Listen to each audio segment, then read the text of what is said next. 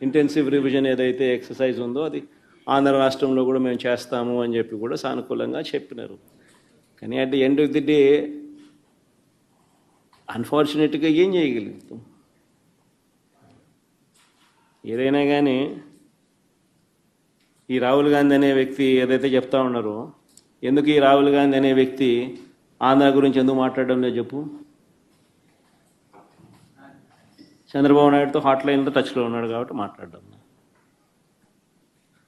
ఎందుకు Andhra in charge national spokesperson మనిషోడు మాణిక్యం ఠాకూరా అడేపొద్దన్న చంద్రబాబు నాయుడు గురించి మాట్లాడినాడా? ఏపొద్దన్న ప్రజాస్వామ్యాన్నిలో ఇంత కూనీ చేస్తా అంటే ఏమైనా క్వశ్చన్ చేసినాడా? చంద్రబాబు నాయుడు ఇన్ని స్కాములు చేస్తున్నాడు, కంటి ముందర కనపడుతుంది. వీధికి పోయినా బెల్ట్ షాప్ కనపడుతుంది, పక్కకు తిరిగినా పర్మిట్ రూమ్ కనిపిస్తుంది. ఎంఆర్పి రేట్ల కన్నా ఎక్కువ రేటుకి అమ్ముతున్నారు. రోజైనా మాట్లాడినాడా? మన గురించి నా గురించి మాట్లాడతాడు.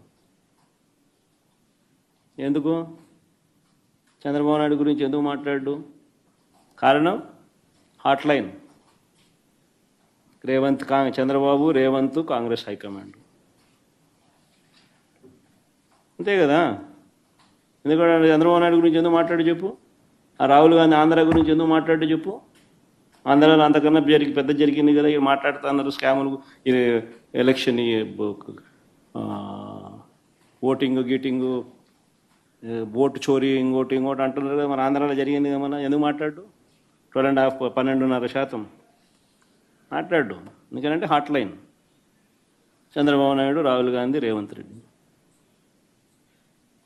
వీళ్ళు పార్టీలు, వీళ్ళకు ఎజెండా. మన